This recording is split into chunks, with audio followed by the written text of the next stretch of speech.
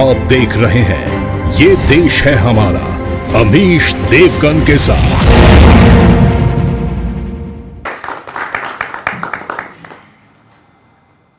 नमस्कार व्यूअर्स, मैं हूं अमीश देवगन।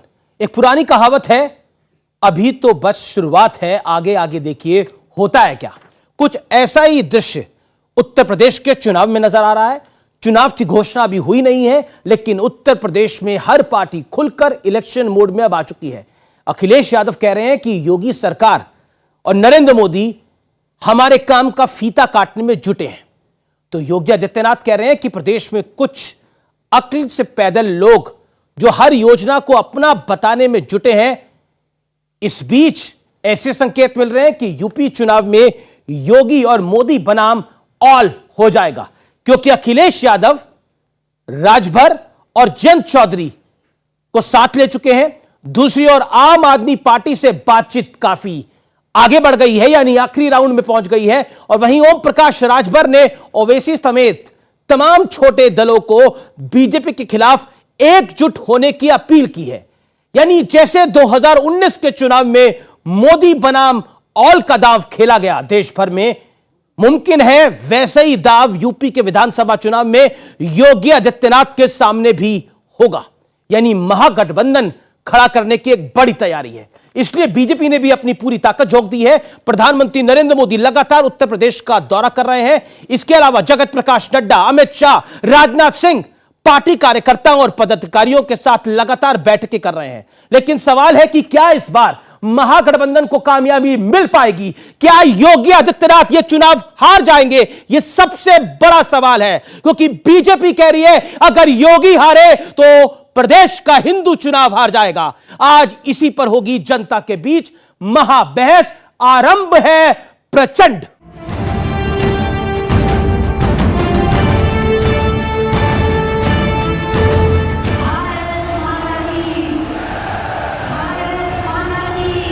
ये केवल जेवर एयरपोर्ट के शिलान्यास की तस्वीरें नहीं हैं, बल्कि पश्चिम उत्तर प्रदेश को साधने के लिए बीजेपी का एक और बड़ा कदम है। डबल इंजन की सरकार के प्रयासों से आज उत्तर प्रदेश देश के सबसे कनेक्टेड क्षेत्र में परिवर्तित हो रहा है। ये देश के अंदर एक नया द्वंद्व बना है कि ये देश गन्ने की मिठास को एक नई उड़ान देगा या जिन्ना के अनुयायियों से फिर दंगा करवाने की शरारत करवाएगा। अखिलेश यादव का आरोप है कि योगी सरकार उनके कामों पर अपना लेवल लगाती है। पीएम ने इसका भी जवाब दिया। मोदी योगी भी अगर चाहते तो 2017 में सरकार बनते ही यहां आकर के भूमि पूजन कर देते, फोटो खिंचवा देते, अखबार में प्रेस नोट भी छप जाती।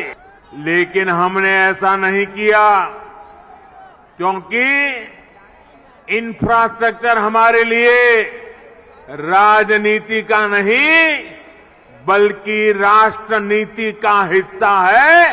ये कैसे भारतीय जनता पार्टी के लोग हैं? एक तरफ तो हवाई अड्डा बेच रहे हैं, दूसरी तरफ हवाई अड्डा बना रहे हैं। बताओ आप इनकी बातों पे भरोसा करोगे कि नहीं करोगे? कौन भरोसा करेगा इन पर? किसान आंदोलन की वजह से पश्चिम यूपी बीजेपी के लिए चुनौती की तरह है। ऐसे में अखिलेश यादव और जयंत चौधरी का समीकरण बीजेपी की मुश्किलें बढ़ा सकता है। आम आदमी पार्टी भी समाजवादी पार्टी के संपर्क में है। क्या कुछ बड़ा होने जा रहा है उत्तर प्रदेश के अंदर? बड़ा से मेरा तात्पर्य है आम आदमी पार्टी और सपा साथ आने जा रही है। इस कुशासन को हटाना है, इस पर एक सैद्धांतिक सहमति हुई। जहां तक गठबंधन का प्रश्न है, सीटों का प्रश्न है, चुनाव साथ लड़ेंगे कि नहीं लड़ेंगे, इस संदर्भ में जब आगे कोई बातचीत होगी तो निश्चित रूप से अमीश जी आपको बताएंगे। वहीं अखिलेश के एक और सहयोगी ओम प्रकाश राजभर ने ओवैसी समेत तमाम छोटी पार्टियों से साथ आने की अपील की है। तो वैसी 5-10 सीटों पर लड़ने को तैयार हो तो आप उनको एकोमोडेट करने को बिल्कुल नहीं, तो एकदम कट सकते हैं। हम तो सबसे कह रहे हैं। लेकिन अखिलेश जी या समाजवादी पार्टी का तो पीलर रही था कि हम ओवैसी के साथ काम नहीं करना चाहते हैं। कभी उन्होंने कहा हो तो बता दीजिए। इस बीच तीखे बयानों का दौर भी चल रहा है। अगर एनपीआर और एनआरसी का कानून बनाएंगे तो हम दोबारा रोड पे निकलेंगे, यहीं पर भी शाहीन बाग बनेगा इंशाअल्लाह। हर व्यक्ति जानता है कि ओवैसी समाजवादी पार्टी के एजेंट बन करके प्रदेश में भावनाओं को भड़काने का कार्य कर रहे हैं। यूपी में सियासी पारा चढ़ चुका है। अब देखना है कौन किस पर भारी पड़ता है। यूपी के चुनावी दंगल में सियासी पारा चढ़ चुका है। यहां यह भी समझना बेहद आवश्यक है, जरूरी है, कौन सा दल क्या दांव खेलने की तैयारी कर रहा है। अखिलेश यादव यानी समाजवादी पार्टी आरोप लगाते हैं कि भारतीय जनता पार्टी उनके कामों पर अपना लेबल चिपका रही है, यानी फीता काट रही है। अखिलेश यादव बीजेपी को रोकने के लिए राजभर और जयंत चौधरी का साथ ले चुके हैं, जबकि आम आदमी पार्टी के साथ उनकी आखिरी दौर की बातचीत चल रही है, ऐसा सूत्रों से जानकारी मिल रही है। इसी बीच ओम प्रकाश राजभर ने ओवैसी समेत तमाम छोटी पार्टियों को समाजवादी पार्टी के साथ आने की अपील कर दी है। वहीं भारतीय जनता पार्टी जोर शोर से विकास के कामों का लोकार्पण और शिलान्यास कर रही है और कह रही है कि विकासवाद की पहचान है मोदी और योगी। प्रधानमंत्री मोदी लगातार उत्तर प्रदेश के दौरे कर रहे हैं। इसके अलावा योगी आदित्यनाथ की एंटी माफिया छवि भी उनके लिए बड़ी फायदेमंद हो सकती है। भारतीय जनता पार्टी अखिलेश यादव को जिन्ना और कांग्रेस को हिंदुत्व के मुद्दे पर लगातार और निरंतर घेर रही है। बहुजन समाज पार्टी एक बार फिर अपनी सोशल इंजीनियरिंग के भरोसे है, जिसमें दलित मुसलमान अहम वोट बैंक है। यानी मायावती की नजर मुस्लिम, दलित और अगर ब्राह्मण साथ में आता है तो मायावती की गेम बदल सकती है। कांग्रेस हिंदुत्व और हिंदू धर्म के में अंतर बताकर एक खास वोट बैंक को साधने की लगातार कोशिश कर रही है। हालांकि प्रियंका वाड्रा का टेंपल रन यानी मंदिर मंदिर जाना कांग्रेस को लगता है उनके लिए फायदेमंद हो सकता है, लेकिन सलमान खुर्शीद का बयान, राशिद अल्वी का बयान नुकसानदायक हो सकता है। इसके अलावा कांग्रेस महिलाओं को भी रिझाने की लगातार कोशिश में है। यानी जो प्रियंका गांधी वाड्रा का एक प्लैंक है वो है 40% महिलाओं को वो टिकट देने जा रही हैं। उसका कितना इंपैक्ट पड़ेगा यह देखने वाली बात हो गई। दूसरी तरफ एआईएमएम यानी ओवैसी साहब की पार्टी का एजेंडा साफ है। सेकुलरिज्म का ढोल पीटने वाले ओवैसी सिर्फ और सिर्फ मुसलमानों की बात कर रहे हैं। उन्होंने कहा है कि सरकार बनने पर वो मुस्लिम सीएम बनाएंगे और डिप्टी सीएम भी टर्न वाइज बनेंगे। उनका प्लान बड़ा इंटरेस्टिंग है। क्या वाकई यूपी का चुनाव 2024 से पहले बहुत ज्यादा महत्वपूर्ण है? आज उसी की हम चर्चा करेंगे, क्योंकि यह आरंभ वाकई बड़ा प्रचंड है। क्योंकि एक तरफ प्रधानमंत्री मोदी है और योगी आदित्यनाथ है, और दूसरी तरफ अखिलेश यादव, प्रियंका वाड्रा, मायावती, ओवैसी होंगे। यानी ये जो उत्तर प्रदेश की लड़ाई है ये महासंग्राम से कम नहीं है। मेरे साथ आज 4 पॉलिटिकल पार्टीज के 4 बड़े नुमाइंदे हैं। मेरे साथ एनडीए की तरफ से यानी बीजेपी की तरफ से सुधांशु त्रिवेदी हैं, जो भारतीय जनता पार्टी के राज्यसभा सांसद हैं और साथ ही साथ प्रवक्ता हैं और उत्तर प्रदेश से आते हैं। मेरे साथ डॉक्टर अजय आलोक है, जेडीयू के प्रवक्ता है, नेता है, एनडीए के घटक दल है। मेरे साथ इस चर्चा में आचार्य प्रमोद कृष्णम है, जो खुद उत्तर प्रदेश से आते हैं, प्रियंका गांधी के एडवाइजर हैं, उनका भी अभिनंदन है। मेरे साथ राजकुमार भाटी है, समाजवादी पार्टी के कद्दावर नेता है और साथ ही साथ प्रवक्ता भी हैं, आपका भी अभिनंदन है। और मेरे साथ यहां पर जनता जनार्दन है, आपका भी अभिनंदन है। तो जोरदार तालियों के साथ जनता में आपका स्वागत करता हूं और अपने तमाम मेहमानों का स्वागत करता हूं। मैं इस चर्चा की शुरुआत करता हूं। शुरुआती 60 सेकंड मैं आप सबको दूंगा, एक एक करके आप अपनी बात को रखिए। राजकुमार भाटी, उत्तर प्रदेश का चुनाव समाजवादी पार्टी के लिए इसलिए अहम है क्योंकि 2014 में जब लोकसभा का चुनाव हुआ तब समाजवादी पार्टी का वहां पे पटाक्षेप हुआ। उसके बाद जब 2017 का चुनाव हुआ तो परिवार में कलह थी। 2019 का चुनाव हुआ तो आपने सारी सीमाएं लांघकर बहन जी के सखे घर जाके समझौता करा, लेकिन उसका लाभ भी आपको नहीं मिला। और 2022 अगर में आप वापस सत्ता में नहीं आए तो पार्टी संभालना मुश्किल हो जाएगा। 60 सेकंड। देखिए, आपने सवाल किया कि उत्तर प्रदेश की जनता किसके साथ, इसको नापने के बहुत पैमाने हैं। अभी माननीय प्रधानमंत्री नरेंद्र मोदी जी उत्तर प्रदेश में 2 रैलियां करके आए। 2 रैलियों में जो प्रशासन की मशीनरी है, स्कूलों के टीचर हैं, ब्लॉक के कर्मचारी हैं, तहसील के कर्मचारी हैं, यहाँ तक कि जो राशन डीलर हैं, सरकारी आदेश डीएम ने बैठ के मीटिंग ली, सबको बसें दी गई हैं, सबको जिम्मेदारी दी जाती है कि माननीय प्रधानमंत्री की रैली में भीड़ जुटानी है। और तमाम संसाधन झोंकने के बाद भी आधी सीटें खाली रह जाती हैं। और अखिलेश यादव एक रात के समय बिना किसी कार्यक्रम के रोड शो पर निकलते हैं, पूर्वांचल के रोड शो पर, तो 20 लाख लोग पूरी रात खड़े रहते हैं सड़क पर उनके स्वागत के लिए, जगह जगह उनके स्वागत होते हैं। तो ये पैमाना साफ है कि जनता किसके साथ है, जनता अखिलेश यादव के साथ है। भारतीय जनता पार्टी की नीतियों से, कार्यक्रमों से और झूठ और नफरत से जनता परेशान हो चुकी है। जनता समाजवादी पार्टी को लाना चाहती है। 60 सेकंड आपकी कंप्लीट हुए। अब मैं रुक करता हूं डॉक्टर अजय आलोक का। डॉक्टर अजय आलोक, सवाल बहुत सीधा है, बहुत सीधा है। डॉक्टर अजय आलोक, उत्तर प्रदेश का चुनाव 2024 के चुनाव के लिए अहम है, इसीलिए यहां पर महागठबंधन की तैयारी हो रही है दोबारा से। देखिए, आप बार बार बिहार के चुनाव में भी महागठबंधन कहते थे, ये महाठग बंधन है, गठबंधन तो है ही नहीं, ये आपस में लालची लोग का जोड़ा है। ये प्रयोग उत्तर प्रदेश में कोई पहली बार नहीं हो रहा है। 17 में 2 भाई मिले थे, 19 में बुआ भतीजा मिल गए, अब क्या भाई बुआ भतीजा सारे मिल जाएंगे, उससे क्या फर्क पड़ता है। एनडीए के घटक दल के नाते इस बार जेडीयू भी उत्तर प्रदेश चुनाव लड़ने जा रही है। हमारी कोशिश है कि हम बीजेपी के साथ लड़ें, बात चल रही है, उम्मीद है कि हमारा समझौता होगा और मजबूती के साथ योगी जी के नेतृत्व में बीजेपी लेड एनडीए सरकार ही बनेगी, इसमें कहीं दो मत नहीं है। और ये सब जो प्रयोग होते हैं चुनाव के समय क्यों होते हैं? अभी आपने कहा आम आदमी पार्टी से ही बात चल रही है, कैसे बात चल रही है भाई? समाजवादी पार्टी की जयंत चौधरी अलायंस कर लिए। 1 साल पहले तक जयंत चौधरी के क्या बोलते अखिलेश के बारे में, अखिलेश क्या बोलते थे अजीत सिंह के बारे में। तो ये सब प्रयोग यूपी में चलता रहेगा। ये अपने वजूद को बचाने की अंतिम लड़ाई है, इनके लिए अंतिम लड़ाई है। चलिए, आपने अपने 5 सेकंड बचाए, मैं आचार्य प्रमोद कृष्णम आपका रुख करता हूं। आप उत्तर प्रदेश के चुनाव में है कहां पर? क्योंकि प्रियंका जी की वाणी को अगर हम सुने तो वो कहते हैं कि ना सपा ना बसपा, अगला मतलब असली विपक्ष तो हम हैं, लेकिन आपकी हैसियत को कोई मानने को तैयार नहीं। आप कह रहे हैं कि हम हीरो हैं, लेकिन आपको कोई साइड हीरो मानने को भी तैयार नहीं हो रहा। बताइए। देखिए, पहली बात तो यह है, जब इलेक्शन होता है उससे पहले सारी पॉलिटिकल पार्टी, सारे पॉलिटिशियंस ये दावा करते हैं कि हमारी सरकार बनेगी। जनतंत्र में ये हक भी है। समाजवादी पार्टी कह रही है कि हम आ रहे हैं, बीजेपी कह रही है हम दोबारा से आ रहे हैं, और बहुजन समाज पार्टी भी कह रही है, यहाँ तक कि आम आदमी पार्टी भी कह रही है, और ओवैसी भी कह रहे हैं कि हम ही विधानसभा पे झंडा फहराएंगे। ये सबको कहने का हक है, लेकिन सच बात यह है कांग्रेस पार्टी प्रियंका गांधी के नेतृत्व में सिद्धांतों की राजनीति कर रही है। सत्ता की राजनीति करना हम लोगों ने अब छोड़ दिया है। हम अपने सिद्धांतों पे कायम रहेंगे। हम 1 बार सरकार में ना आए, 2 बार ना आए, 3 बार ना आए, लेकिन हम अपने सिद्धांतों से इधर उधर जाने वाले नहीं हैं। एक बात मैं जरूर कहूंगा, डॉक्टर अजय आलोक जी ने कहा ये महाठगबंधन है, तो ये महाठगबंधन आपने लालू जी के साथ चुनाव जब मिलकर लड़ा था, तो शायद ये महाठगबंधन के हिस्सा आप भी रहे। लेकिन आपने एक बड़ा खुलासा करा, व्यूअर्स आप इस बात को जरूर नोट करिएगा। आपने बोला कि कांग्रेस सिद्धांतों की लड़ाई लड़ रही है, सत्ता की लड़ाई नहीं लड़ रही, यानी कांग्रेस अब जीतने के लिए चुनाव नहीं लड़ेगी, सिद्धांतों के लिए लड़ेगी चुनाव। इसका जवाब मैं आगे दूंगा, आगे आप दीजिएगा। सुधांशु त्रिवेदी, ये तो सिद्धांतों की लड़ाई लड़ रहे हैं, आप तो सत्ता की लड़ाई लड़ रहे हैं ना? नहीं, सिद्धांत उनका स्थापित है, परिवार को बचाना, उस सिद्धांत की लड़ाई लड़ रहे हैं। मैं कह रहा हूं उत्तर प्रदेश में लोग अलग अलग नजरिए से चुनाव लड़ रहे हैं। समाजवादी पार्टी की जमीन चली गई है, उन्हें जमीन दोबारा पानी है।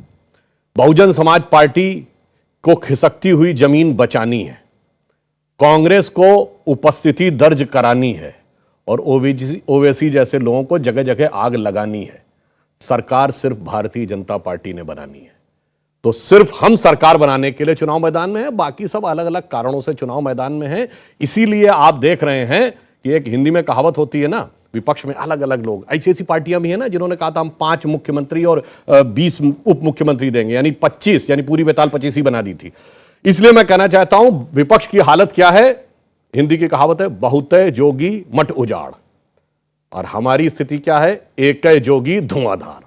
जी, आपके 5 सेकंड बचे हुए थे, लेकिन फिर भी आपने अपनी बात। एक लाइन और कह दूं अगर अनुमति हो। भाटी साहब ने एक बात बोली कि अखिलेश जी पूर्वांचल में निकले तो 20-20 लाख लोग खड़े थे। जनाब मैं कहूंगा गूगल में सर्च कर लीजिए, 20 लाख पूर्वांचल में किसी शहर की पॉपुलेशन नहीं है, यानी पूरा शहर हो जाए खाली तब भी नहीं बजेगी आपकी बात पे ताली। जी, ये राजकुमार भाटी उत्तेजना में ज्यादा बोल गए, 20 लाख 2 लाख होंगे। सुधांशु जी असल में समझना नहीं चाहते, वैसे विद्वान व्यक्ति हैं, बहुत शिक्षित व्यक्ति हैं, जानबूझ कर गुमराह कर रहे हैं।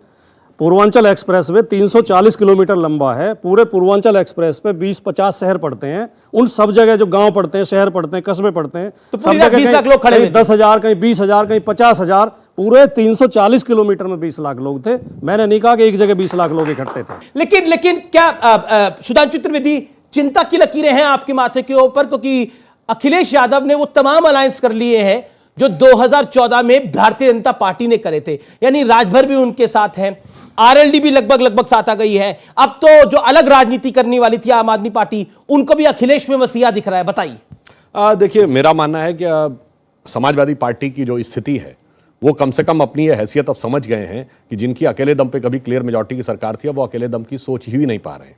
और वैसे उनके परिवार में क्या है वो एक अलग विषय है, मगर हम बहुत स्पष्ट हैं, उत्तर प्रदेश का चुनाव इस बात के ऊपर होगा कि एक तरफ खड़ी होंगी वो शक्तियां जो भ्रष्टाचार, अपराधीकरण, घनघोर सांप्रदायिक तुष्टीकरण की प्रतीक हैं, परिवारवाद और जातिवाद की प्रतीक है, और दूसरी तरफ भारतीय जनता पार्टी पारदर्शी, स्वच्छ प्रशासन और राष्ट्रवाद की प्रतीक। योगी आदित्यनाथ ने बोला, राजकुमार भाटी, कि कुछ लोग अक्ल से पैदल हैं। उनका इशारा समाजवादी पार्टी पर था या बसपा पे था? उनका इशारा भारतीय जनता पार्टी के लोगों की तरफ था और अपने अधिकारियों की तरफ था। इनके अधिकारी इतने अकल से पैदल हैं कि पीछे एक विज्ञापन दिया अखबारों में पूरे पेज का, तो उसमें पश्चिम बंगाल का पुल और सड़क छाप दिया और अमेरिका की फैक्ट्री छाप दी। लेकिन मैं एक बात जरूर कहना चाहूंगा, अजय आलोक जी और सुधांशु जी, विरोधाभास और आत्ममुग्धता इसे कहते हैं, इन दोनों की पार्टी कभी भी बिना गठबंधन के सरकार नहीं बना सकी आज तक इतिहास में। और ये गठबंधन को ठगबंधन बताते हैं। इनका गठबंधन तो गठबंधन और हमारा गठबंधन ठगबंधन। वही पार्टी आज हमारे साथ। गठबंधन तो बीच में 2 साल ही नहीं था। हाँ। लेकिन आपने तो बसपा के साथ अलायंस करने के बाद, चुनाव के बाद, जब चुनाव हार गए तो मायावती जी ने बोला कि मैं अब तुम्हारी बुआ नहीं हूं। तो मायावती के साथ तो हमारा गठबंधन नहीं है। तो था ना, करा था आपने, उससे पहले कांग्रेस के साथ करा था, तो कांग्रेस के साथ हुआ 2019 नहीं हुआ। पीडीपी की महबूबा मुफ्ती अब भी इनकी बुआ है, इनसे पूछे इनके साथ गठबंधन में थी, क्या अब भी इनकी बुआ हैं? ठीक है, क्या शिवसेना वाले अब भी इनके फूफा हैं? पूछ लीजिए इनसे, ये जवाब दे देंगे। वैसे शिवसेना वाले तो इनके फूफा हो चुके हैं। मगर मैं कहूंगा महबूबा मुफ्ती तो भाई जेल में है, अगर सबसे ज्यादा गरिया रही तो हम ही को गरिया रही हैं। और उसके बाद भी आपको लग रहा, हाँ ये बात हम मानते हैं कि हमने एक गठबंधन किया था, और ऐसा नहीं कई पार्टियों से किया। आपकी बात को मैं बढ़ा देता हूं, हमने अपने से धुर विरोधी रखने वाली कई पार्टियों से, बसपा के साथ उत्तर प्रदेश में गठबंधन किया, जेडीएस के साथ कर्नाटक में किया, तमिलनाडु में हमने डीएमके के साथ किया, मगर एक बार भी अपना मुख्यमंत्री बनाने के लिए नहीं किया। हमने देश के साथ मुख्य धारा में लाने का प्रयास किया, प्रयास विफल रहा। 2019 के चुनाव में प्रधानमंत्री जी बोल चुके हैं कि वो हमारी महामिलावट थी, मगर यह भी याद दिलाना चाहता हूं, महबूबा मुफ्ती के साथ सरकार रहते हुए ऑपरेशन ऑल आउट चला। महबूबा मुफ्ती के साथ सरकार रहते हुए हुर्रियत नेताओं से ना हमने बात की, ना उनको पाकिस्तान से बात करने दी। हुर्रियत नेताओं के खिलाफ एनआईए और ईडी के मुकदमे दर्ज हुए। महबूबा मुफ्ती के साथ सरकार रहते हुए एक बयान महबूबा मुफ्ती का दिखा दीजिए जो हमारे साथ सरकार रहते हुए उन्होंने बोला हो। मसर्रत आलम जेल से बाहर आ गया पुरानी सरकार के आधार पर, 24 घंटे में अंदर चला गया, और जब वो उनकी सरकार हटी उसके बाद से तो आप देख ही रहे हैं, बदले बदले मेरे सरकार नजर आती है। मतलब आपने खुद माना कि हमने सभी पार्टियों से गठबंधन किए, जिनसे विचार नहीं मिल रहे थे उनसे भी किए। आप करें तो रासलीला और हम करें तो करेक्टर ढीला, वही गठबंधन हम करें तो गलत हो गया, आपत्ति हो गई। और महबूबा तो चलिए बिल्कुल आपकी बात तो बोला ना, एक बार अब इस बारी रासलीला कर रहे हैं, करेक्टर ढीला कर रहे हैं इस बारी वाले अलायंस के अंदर। एक सेंटेंस सवाल आप ही के जवाब से सवाल निकल के आया है, इस बारी रासलीला है या करेक्टर ढीला है जो अलायंस हो रहे हैं राजभर के साथ, आपके साथ, आरएलडी के साथ? रासलीला या करेक्टर ढीला? आप ही ने बोला। महबूबा मुफ्ती के दबाव में इन्होंने 5000 पत्थरबाजों से मुकदमे वापस लिए थे कश्मीर में। महबूबा मुफ्ती यूपी का चुनाव नहीं लड़ रही। देखिए, हम समान विचारधारा, इस बारी रासलीला या करेक्टर ढीला? समान विचारधारा, समान कार्यक्रम के आधार पर जो संविधान में धर्मनिरपेक्षता में विश्वास करती हैं, उन पार्टी के साथ मिलकर चुनाव लड़ेंगे जी, और मुद्दों के आधार पर चुनाव लड़ेंगे। तो जिन्ना की बात करना धर्मनिरपेक्षता हो गई है? जिन्ना इनके अजीज नहीं, तो बात तो अखिलेश यादव ने करी जिन्ना को फूल अडवाणी जी चढ़ा के आए थे जिन्ना की बाजार पे। इस चुनाव में तो अखिलेश यादव ने बात करी, अखिलेश जी ने कोई प्रशंसा नहीं की। ओके, अजय आलोक। मैं आचार्य जी और भाटी साहब दोनों की बात का जवाब देना चाहता हूं। इन्होंने कहा कि हम भी उस महाठगबंधन के कभी हिस्सा थे। पता चला हमें कि हमने गलत किया, इसलिए हम निकल गए, हमने तो हाथ जोड़ लिया। आप मानने को तैयार ही नहीं हो। आपका बहुमत है बिहार में। दूसरी बात अभी भी हो। दूसरी बात मैं इनको कहूंगा, ये प्रियंका गांधी का आपने सलाहकार इनको कहा था, तो जाके प्रियंका जी से पूछते नहीं है कि भैया कि इतने सारे करतूतों पे हमेशा झाड़ू क्यों चला रहते? जी वो एक बात मैं और क्लियरिफाई कर दूं, हमारा और जेडीयू गठबंधन जानते कैसा है? 2010 का बिहार विधानसभा चुनाव में ऐसा जैसे दिनों रात का, जैसे सिहार सफेद का, जैसे फुल्लर पाप का, सुनिए जैसे पूरब और पश्चिम का, सुनिए तो ये आपकी सारी नीतियों के विरोधी हैं। मैंने इनका अरे सुनिए तो कृषि जनाब, बिलों के विरोधी थे, मगर गठबंधन कैसे निभाया जाता है ये के विरोधी थे, ये सबके विरोधी हैं आपकी नीतियों के, फिर भी आपका गठबंधन है। एक बात बताएं आपको, सत्ता के लिए केवल पहली बार सत्ता मुख्यमंत्री के बने थे लालच तो में भाजपा केवल। सपोर्ट में बने थे कि नहीं, बोलिए केवल हाँ या सत्ता ना। कहवा तो सीए के विरोध समर्थन करते 1989 हैं। में मुलायम सिंह यादव भारतीय जनता पार्टी के सपोर्ट पर मुख्यमंत्री बने थे, 180 सीटें उनकी थी, 56 हमारी थी। अयोध्या मुद्दे पर हमने समर्थन वापस लिया, तब ये आ गए कार सेवकों के हत्यारों को बचाने के लिए, इसलिए आप बचे थे। खैर, मैं जो बताना चाह रहा था, देखिए कह रहे हैं कि धर्मनिरपेक्ष पार्टी जो आएगी वो साथ हो जाएगी। बताइए, आपको फिर एक बार कॉम्युनल एजेंडा पे लेके आ रहे हैं। हम लेके आ रहे हैं। नहीं बिल्कुल। अरे भाई देखिए कितनी बड़ी बात बोल दी आपने बोला धर्मनिरपेक्षता की छतरी के नीचे जो आएगा उसका स्वागत है। ये कॉम्युनल हो गया ना फिर। मानते हैं इनको भी धर्मनिरपेक्ष, इन्हें धर्मनिरपेक्ष मानते हैं, हाँ या ना? धर्मनिरपेक्षता इस देश का सिद्धांत है, संविधान का आधार है।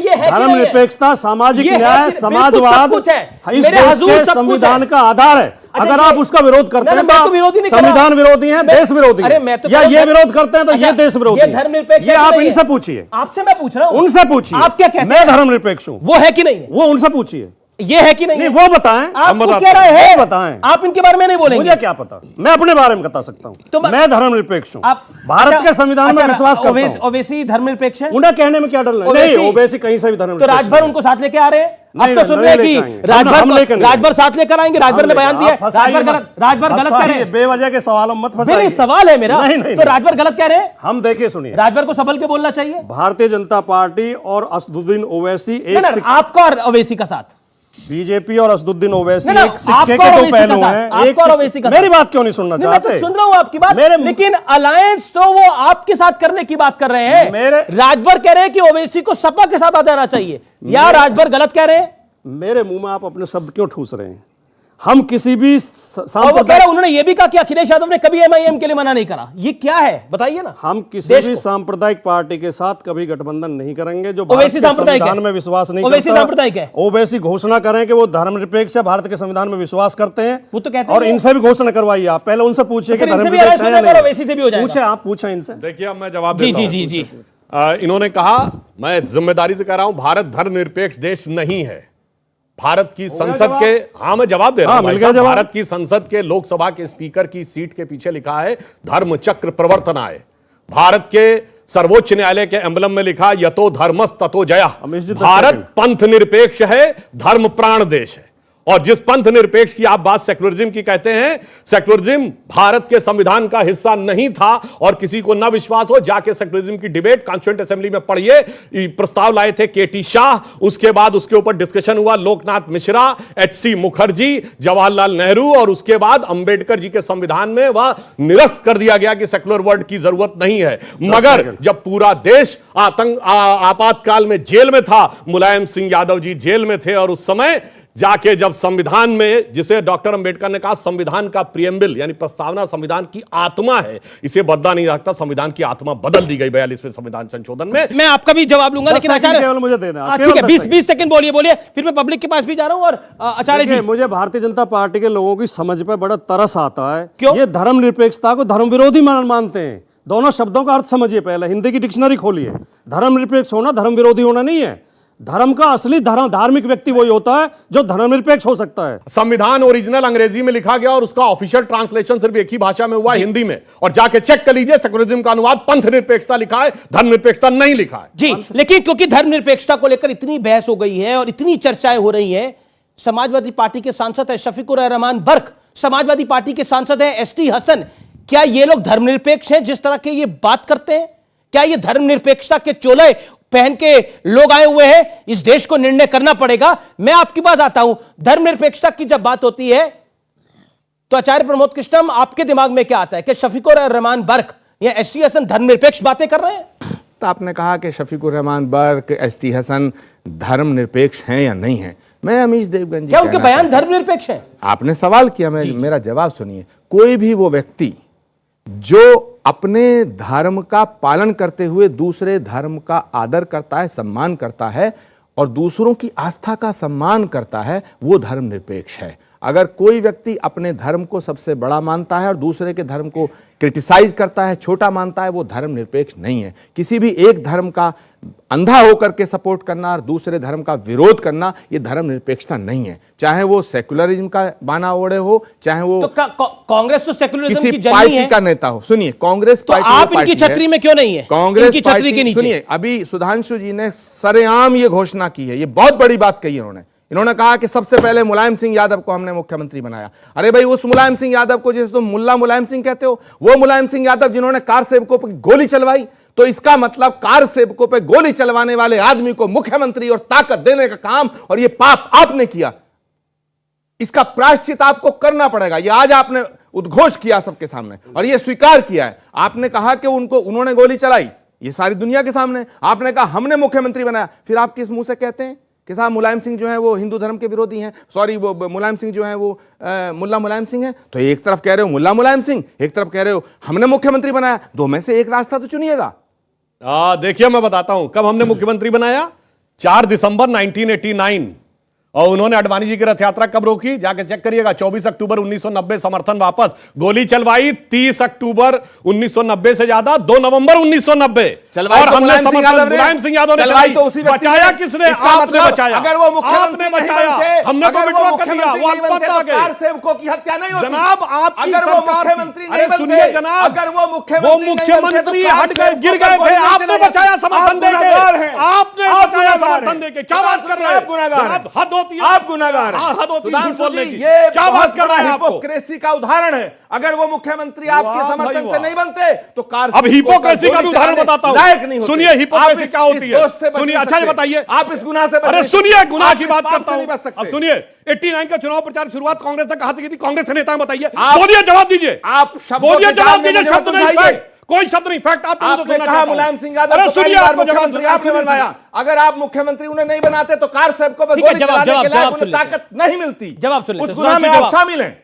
सुधांशु जी, जनाब, हमने समर्थन वापस ले लिया था, आपने समर्थन दिया तो वो गोली चला पाए। चलिए, अब सुनिए, अब एक बार सुनिए, हिपोक्रेसी बताता हूं। जी जी जी। एक ही चुनाव है भारत के इतिहास में जो राम के नाम पर चुनाव अभियान शुरू किया गया। 1989 नवंबर, राजीव गांधी ने अयोध्या से राम राज्य का नारा लेके किया और 12 महीने बाद नवंबर 1990 कार सेवकों के हत्यारे मुलायम सिंह को समर्थन देकर सरकार बचाई। This is hypocrisy. वक्त है एक अंतराल का। ब्रेक के बाद भी ये देश है हमारा जारी है। हिंदू तालिबान किसने बोला? शशि थरूर। हमारे या आपके? हिंदू पाकिस्तान किसने बोला? शशि थरूर। हमारे या आपके? हिंदू बोको हराम किसने बोला? सलमान खुर्शीद। हमारे या आपके? सुनिए, और कश्मीर अलग हो जाना चाहिए, सैफुद्दीन सोद। हमारे या आपके?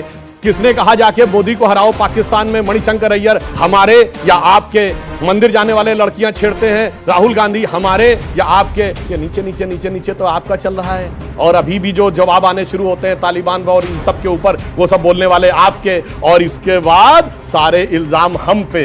जनाब, जनता इतनी बेवकूफ नहीं।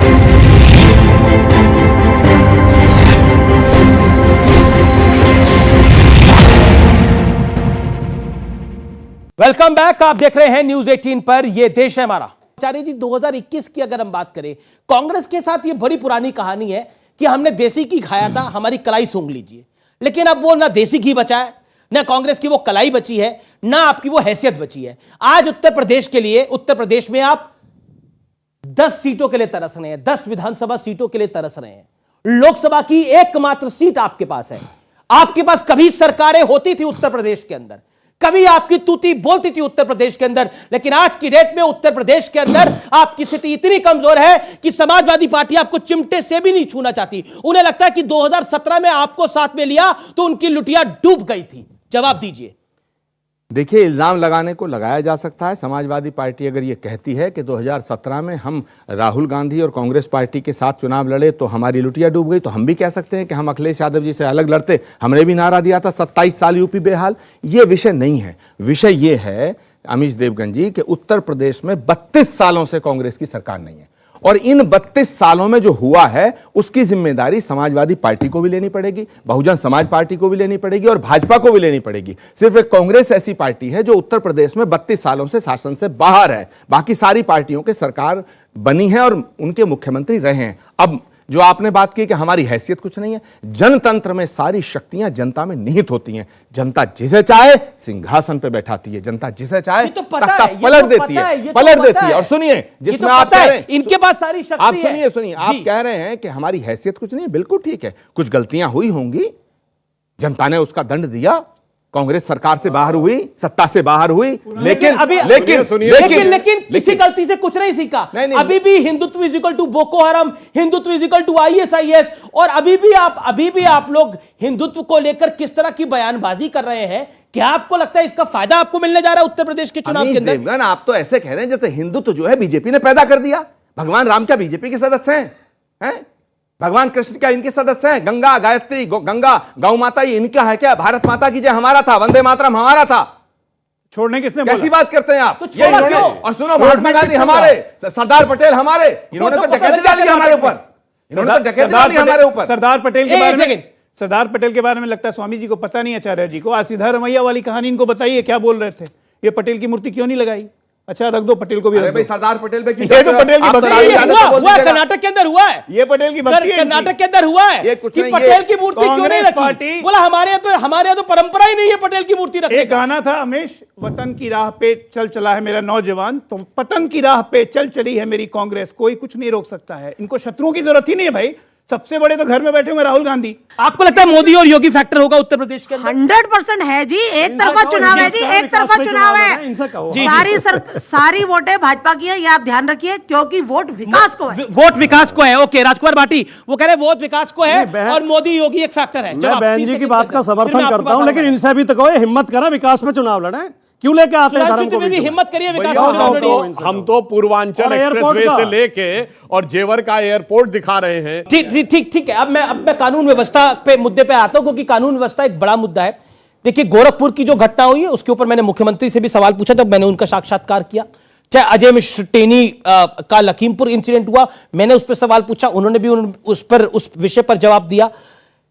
कानून व्यवस्था, चाहे प्रधानमंत्री मोदी हो, चाहे जगत प्रकाश नड्डा हो, चाहे राजनाथ सिंह हो, चाहे देश के गृह मंत्री अमित शाह हो, बीजेपी को लगता है कानून व्यवस्था के मुद्दे पर योगी आदित्यनाथ ने जो काम किया है वो उनकी सबसे बड़ी पूंजी है इस चुनाव के अंदर। क्या लगता है आपको राजकुमार भाटी, आप उसी चीज पे अटैक कर रहे हैं जो भारतीय जनता पार्टी को लगता है उनकी सबसे ज्यादा मजबूत कड़ी है? क्योंकि माफियाओं के ऊपर कार्रवाई, चाहे वो मुख्तार अंसारी हो, चाहे वो अतीक अहमद हो, वो एक बड़ी कार्रवाई हुई है। चाहे बाकी कोई बड़ा नेता हो जिसने माफिया बनके जमीनों पे कब्जा करा हो, चाहे वो सपा के साथ हो, चाहे वो बसपा के साथ हो। जवाब, इतनी झूठी पार्टी झूठी बातें करते हैं, और ये माफिया के नाम पे, जो कार्रवाई के नाम पे तो बड़ा खेल हो रहा है। यहां पर जो लोग स्थापित थे, 2-4 माफिया के खिलाफ भी की होगी, मैं नहीं कहता, मैं उनका बचाव नहीं करता, आप कार्रवाई 2-4 माफिया हाँ हुई होगी, लेकिन जो लोग स्थापित थे उनके काम धंधे बंद करा के बीजेपी वालों को दिला दिए गए हैं। आपकी तकलीफ ये हो रही है? मेरी कोई तकलीफ नहीं है। क्या आप अच्छा समझते हैं? मेरा तो कोई काम धंधा नहीं, दर्द तो यही लग रहा है, मेरा तो कोई ठेका नहीं कि यूपी की अदालतों में धमाके, फैजाबाद की उस समय तत्कालीन फैजाबाद में धमाके, लखनऊ में आप धमाके वालों को चुन के संसद में पहुंचा देंगे, आप धमाके वालों को चुन के संसद में पहुंचा दें। राजकुमार भाटी बोलिए, राजकुमार भाटी अनफेयर है ये, बाकी 2 मेहमान चुपचाप बैठे हैं। ओके, उत्तर प्रदेश के संजरपुर में जाएंगे, आतंकवाद के आरोपियों घर जाके सिजदा करेंगे और उसके बाद उनके केसेस विड्रॉ करेंगे और उसके बाद अपराधीकरण पे आके भाषण देंगे यहां पे। इसलिए प्रदेश की जनता ने फितरत देखी है। और दूसरा बताता हूं, इनकी पार्टी, भारत के इतिहास में पहला प्लेन हाईजैक कब हुआ? 1978 दिसंबर में लखनऊ से दिल्ली जाने वाला प्लेन हाईजैक हुआ। किस लिए? इंदिरा गांधी को छोड़ दो, और दोनों हाईजैकर्स को उसके बाद 80 में टिकट देकर विधानसभा में सम्मानित विधायक बनाया और 2-3 बार विधायक सांसद रहे। ये दोनों आके अपराधीकरण पे भाषण। ओके, अच्छा, आचार्य प्रमोद कृष्ण, मेरा जवाब तो बनता है जी, आप आगे दे दीजिएगा, बाकी 2 मेहमान भी है, उनका भी टर्न है। आचार्य जी, फिर मैं आपके व्यूअर्स आपके पास भी आ रहा हूं, क्योंकि लगातार आप वेट कर रहे हैं। आचार्य जी, क्या आप उत्तर प्रदेश की, जब हम राजनीति की बात करते हैं, प्रधानमंत्री मोदी चाहे जेवर एयरपोर्ट हो, चाहे पूर्वांचल एक्सप्रेसवे हो, लगातार विकास की भी बात कर रहे हैं। ऐसा नहीं है कि सिर्फ भारतीय जनता पार्टी अन्य मुद्दों को से हारे, बीजेपी, भारतीय जनता पार्टी विकास की भी बात कर रही है। लेकिन कांग्रेस कहती है कि हम 40% महिलाओं को टिकट दे देंगे, कैबिनेट में उनको जगह देंगे, लेकिन राजस्थान में भी मंत्रिमंडल फेरबदल हुआ, आपने वहां तो 15% को जगह दी। जहां आपके पास चांस है वहां आप दे नहीं रहे, जहां आप शायद आ सकते हैं, जहां आप चौथे नंबर की पार्टी है वहां आप देंगे, तो पब्लिक कैसे आप पे विश्वास करेगी? आम आदमी पार्टी आप कांग्रेस को कहती है पंजाब के अंदर कि कांग्रेस के कूड़े को हम लेना नहीं चाहते, बताइए। और देखिए 3 इंपॉर्टेंट, और वो आम आदमी पार्टी समाजवादी पार्टी के साथ आ रही है। अमीश जी 3 इंपॉर्टेंट पॉइंट हैं। पहली बात यह है कि ये बहुत ही दुर्भाग्य है इस देश के लोकतंत्र का कि यहाँ विकास पर वोट होता नहीं है, यहाँ वोट दूसरे तरह से जाति और धर्म पर हुए हैं। उसका उदाहरण ये है कि 2009 से 2012 तक ये आगरा यमुना एक्सप्रेसवे का निर्माण मायावती जी ने कराया और 2012 के चुनाव में उन्होंने ये कहा कि भाई मैंने एक्सप्रेसवे बनाया है, मुझे वोट दो। वो 2012 में चुनाव हार गई। फिर 2017 में अखिलेश यादव जी ने कहा कि मैंने आगरा एक्सप्रेस पे बनाया है और मुझे इस पे वोट दो, तो वो चुनाव हार गए। मुझे लगता है अब योगी जी ने कहा है कि हम पूर्वांचल एक्सप्रेस पे बना रहे हैं, मुझे वोट दो, तो मुझे लगता है सुधांशु जी कुछ अच्छा सा मुझे रिजल्ट आता हो नजर नहीं आ रहा, क्योंकि 2012 में मायावती हारी, उन्होंने यमुना एक्सप्रेस वे बनाया था, 17 में अखिलेश यादव हारे, उन्होंने आगरा एक्सप्रेस वे बनाया था, पूर्वांचल एक्सप्रेस वे आपने बनाया है, योगी जी ने बनाया, तो मुझे कोई लक्षण ज्यादा अच्छे नहीं दिखाई दे रहे। नंबर 1। नंबर 2, मैं ये नहीं कह रहा विकास नहीं करना चाहिए, ये पब्लिक डोमेन में है, ये हकीकत है। दूसरी बात, अगर ये हकीकत ना होती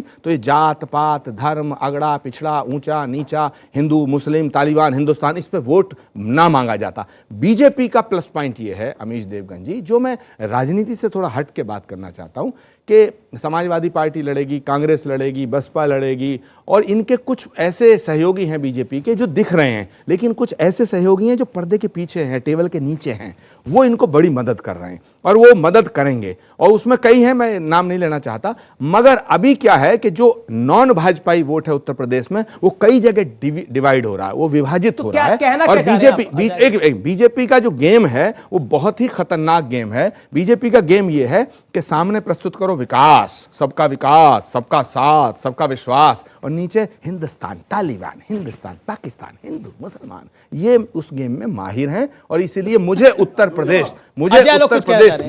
प्रदेश की सूरत एक बार 10 सेकंड और दे दो, मैं सबसे कमजोर आदमी हूं, 10 सेकंड दे दो कि उत्तर प्रदेश का जो होने वाला चुनाव है, तो फिर हम सब एक दूसरे से लड़ते रहेंगे और इनका गेम बनता हुआ नजर आ रहा है। पर ये मैं बड़े भारी मन से इनका साथ क्यों दे रहे हैं? आपके नेता इनका साथ क्यों दे रहे हैं? हमारे नेता कौन दे रहे साथ? सलमान खुर्शीद, आपको लगता नहीं इनका साथ? अच्छा, ओके, सलमान खुर्शीद और मनीष तिवारी कल तक बहुत बुरे थे, आज इनके लिए बड़े अच्छे हो गए। एक पर्चा लिख दिया अगर उन्होंने, और मैं कहता हूं कि जब 2024 एक सेकंड, सलमान खुर्शीद बुरे थे, बुरे हैं, एक सेकंड, जब 2024 में सत्ता जाएगी ना और प्राइम मिनिस्टर मोदी और इनके तमाम जो लोग हैं योगी जी के सहयोगी, और वो किताब लिखेंगे तो उनके किताब के उन बरखों पे भी बहस होगी। देखिए, जब वो होगा तब उस पे बहस होगी, जब वो होगा तब उस पे बहस होगी। अब उस जो है नहीं उसकी तो हम बात नहीं करें, जो अभी है प्रेजेंट में उसकी बात करें। मेरे को एक क्वेश्चन पूछना है कि पहले जो विकास का क्यों नहीं हुआ? अभी जो 5 सालों में सारा विकास दिखा है और आपके सामने अब प्रूफ है, आप सबने देखा है कि कैसे रोड्स बन चुकी हैं, हर जगह डेवलपमेंट हो चुकी है, तो पहले जो विकास क्यों नहीं हुआ? समाजवादी पार्टी के दौरान, कांग्रेस पार्टी के दौरान, अब जो विकास जो सामने आया उसको मुद्दा बनाया जा रहा है, लेकिन आपको दिख रहा है कि विकास हो रहा है।